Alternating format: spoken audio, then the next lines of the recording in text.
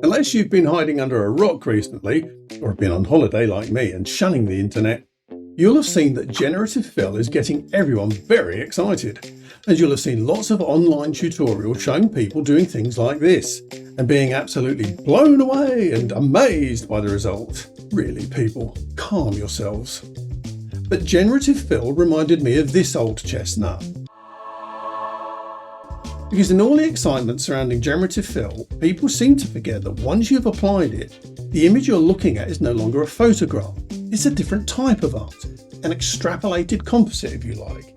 It is photorealistic, but is also a total fabrication, and not one over which, by simply leaving the prompt blank, you had any control as an artist.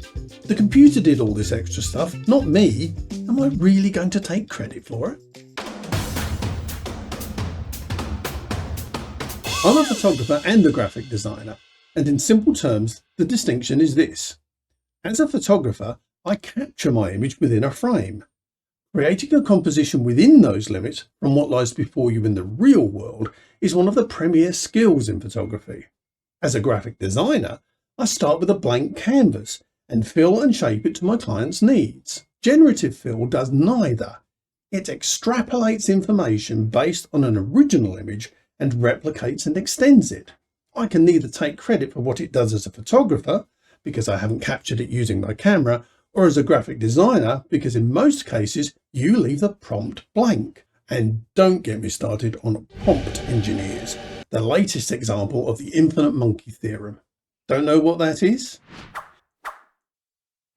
If you let an infinite amount of monkeys hit the keys of a typewriter an infinite amount of times, eventually the monkeys will type out the entire works of Shakespeare. Yahoo!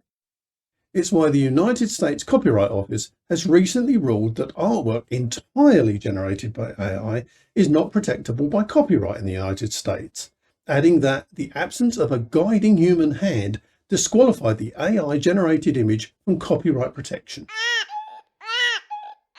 Now don't misunderstand me, I think Generative Fill is simply a variation of the many tools that Photoshop has had for years. It's a logical extension of things like the heal and especially the content-aware fill tool. I use it to primarily expand backgrounds for clients who want a studio shot in a different format, for example. But I simply want to make the point, if you extend a photograph beyond its natural borders, as I did here, what you finish with is no longer a photograph.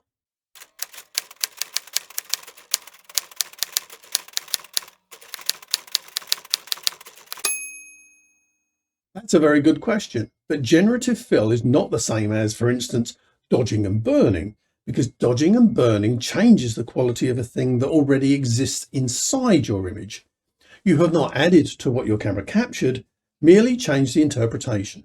In fact, I think that any change using colour or light is valid in editing photography.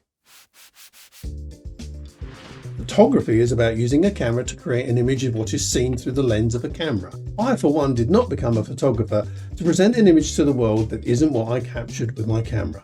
I became a graphic designer for that. To my mind, letting AI add things that were not really there and pretending it's a photograph, it's simply dishonest. Generative Fill is like a fun toy and is a helpful tool for client work, but for most photographers, will simply become the buzzword for late 2023, like 3D cinema was a few years ago. Just remember. See you next time.